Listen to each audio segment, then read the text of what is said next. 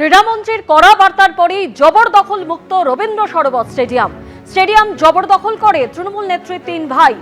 অরূপ বিশ্বাসের ক্লাবের অফিস রবীন্দ্র সরোবর স্টেডিয়ামে মমতা বন্দ্যোপাধ্যায়ের তিন ভাইয়ের ক্লাবের অফিস পুলিশকে সঙ্গে নিয়ে পুরনো তালা ভেঙে জবরদখল মুক্ত করল ক্রীড়া দপ্তর। রবীন্দ্র সরোবর স্টেডিয়াম বাংলার খেলাধুলার জগতের ফুসফুস ছিল। তারপর 2011 সালে পালা বদলের পর থেকেই এই রবীন্দ্র সরোবর স্টেডিয়াম বেহাল হয়েছে। তারপর সময় যত এগিয়েছে রবীন্দ্র সরোবর স্টেডিয়ামের খেলা কম, জবরদখল বেশি হয়েছে।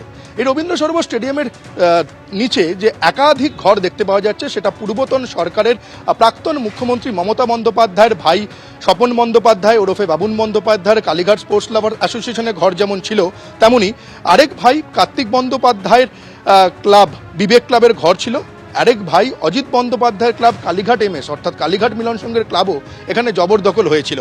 শুধু তাই নয়, প্রাক্তন ক্রীড়ামন্ত্রী অরূপ বিশ্বাসের ভাই স্বরূপ বিশ্বাসের সুরুচি সংঘ ক্লাবের ঘরও এখানে দখল অবস্থায় ছিল। যে ছবি দেখতে পাওয়া যাচ্ছে কলকাতা লিগে প্রথম ডিভিশন চ্যাম্পিয়ন হওয়ার সেই ছবি এখনও রয়েছে। ছবি এখানে থাকলেও ঘর দখলমুক্ত হয়ে গেছে। আজ এখানে যে একাধিক যে ঘরগুলো, সেই ঘরগুলোর তালা ভেঙে নতুন তালা লাগিয়ে দেওয়া হয়েছে। নতুন ক্রীড়ামন্ত্রী নিশীথ প্রামাণিক 48 ঘন্টা আগে বলেছিলেন যে রবীন্দ্র সরোবর স্টেডিয়ামের যে ঘরগুলো বেআইনিভাবে দখল হয়ে রয়েছে সেই ঘরগুলো দখলমুক্ত করা হবে। 48 ঘন্টা কাটতে না কাটতেই রবীন্দ্র সরোবর স্টেডিয়ামের সেই একাধিক ঘর দখলমুক্ত করা হলো এবং নিশীথ প্রামাণিকের তরফে যেটা বলা হয়েছে যে রবীন্দ্র সরোবর স্টেডিয়ামের যে অ্যাথলেটিক ট্র্যাক, সেই অ্যাথলেটিক্স ট্র্যাক এখানে ফিরিয়ে আনা হবে। মাঠে আসি, আজকেও এসেছি, এসে দেখি সমস্ত ক্লাবে তালাবন্ধ। আমাদের ক্লাব ভারতবর্ষের প্রাচীনতম অ্যাথলেটিক ট্রেনিং সেন্টার এটিসি হিসাবে পরিচিত। পশ্চিমবঙ্গের প্রথম এটিসি অ্যাথলেটিক ট্রেনিং সেন্টার হিসাবে তৈরি হয়। তো এসে দেখি এটাও তালাবন্ধ। আমাদের এখানে প্রায় 120-30টা বাচ্চা ছেলেমেয়ে প্রত্যেক দিন আসে।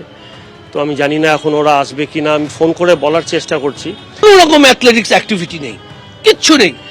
এইখানে দুটো সংস্থা, একটা এটিসি আর একটা সরোবর, এই দুটো ক্লাবের মিলিয়ে অ্যাটলিস্ট 300 স্টুডেন্টস ওই বাইরের মাঠে ধুলো, কি ধুলো, কল্পনার বাইরে এত ধুলো। ওই ধুলোর মধ্যে ছেলেমেয়েরা প্র্যাকটিস করেছে। আর মানে যদি এটা মেজার করার কিছু থাকতো তাহলে দেখতো যে লাংসে এত এত ধুলো।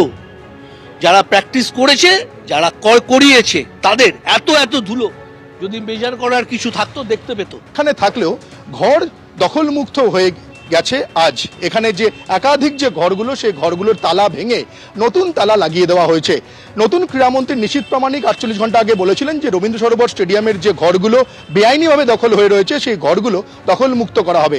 48 ঘন্টা কাটতে না কাটতেই রবীন্দ্র সরোবর স্টেডিয়ামের সেই একাধিক ঘর দখলমুক্ত করা হলো এবং নিশীথ প্রামাণিকের তরফে যেটা বলা হয়েছে যে রবীন্দ্র সরোবর স্টেডিয়ামের যে অ্যাথলেটিক ট্র্যাক, সেই অ্যাথলেটিক্স ট্র্যাক এখানে ফিরিয়ে আনা হবে এবং এখানে খেলাধুলাকে আবারও আগের মতো এখানে ফিরিয়ে আনা হবে রবীন্দ্র সরোবর স্টেডিয়ামে। সেই মোতাবেক সেই কাজ শুরু হয়ে গেল। ক্যামেরায় উজ্জ্বল ঘোষের সঙ্গে সৌমিত্র রায়, এবিপি আনন্দ, কলকাতা। দুদিন আগে ক্রীড়ামন্ত্রী নিশীথ প্রামাণিক বলেছিলেন যেখানে যেখানে জবরদখল করা হয়েছে সেসব মুক্ত করা হবে। শুনুন। আমরা যে সমস্ত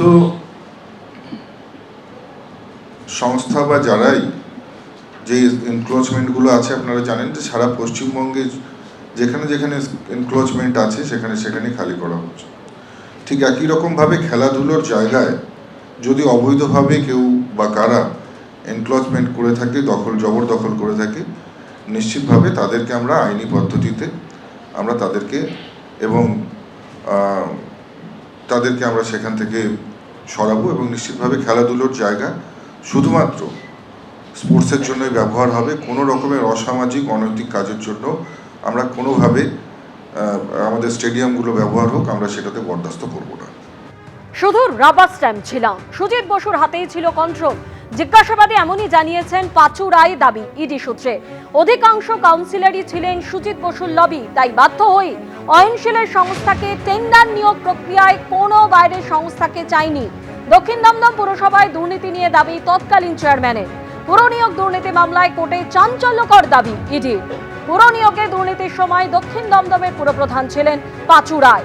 পুর দুর্নীতির সময় দক্ষিণ দমদমের ভাইস চেয়ারম্যান ছিলেন সুজিত বসু।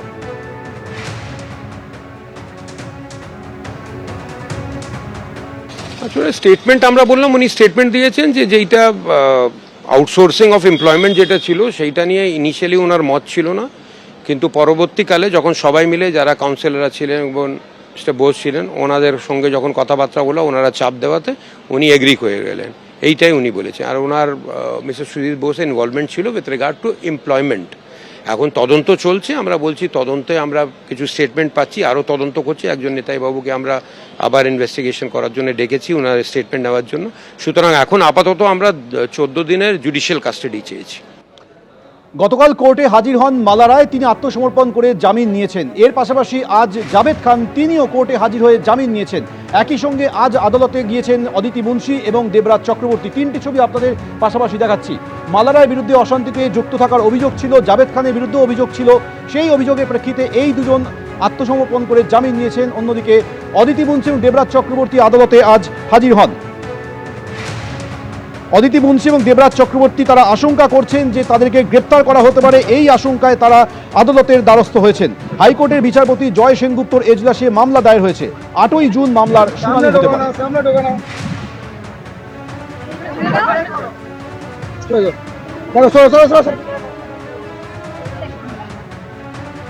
বিধাননগর পুরসভার মেয়র পারিষদ দেবরাজ চক্রবর্তী ঘনিষ্ঠ গ্রেপ্তার। দেবরাজ ঘনিষ্ঠ অমিত চক্রবর্তী ওরফে ননি।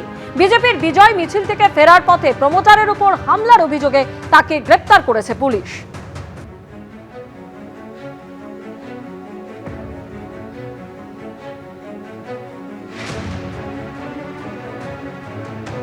আর অন্যদিকে আপনারা গতকালই দেখেছিলেন মালা রায় তিনি আদালতে গিয়ে আত্মসমর্পণ করেন। আর অন্যদিকে কোর্টে জাভেদ খান তিনিও আত্মসমর্পণ করলেন আদালতে গিয়ে। কাউন্টিং এর পরে তিলজলায় অশান্তির মামলায় অভিযুক্ত তৃণমূল বিধায়ক, কসবা তৃণমূল বিধায়ক সহ একাধিকের বিরুদ্ধে এফআইআর।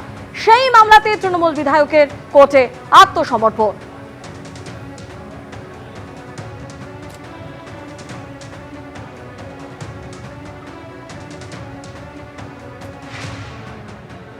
উকিল বলতে পারবে, আমি তো জানি না, আমি সব ম্যাটার জানি না। উকিল আমাকে ইনস্ট্রাকশন যেরকম দেবে সেরকমই হবে। এবিপি আনন্দ, এগিয়ে থাকে, এগিয়ে রাখে।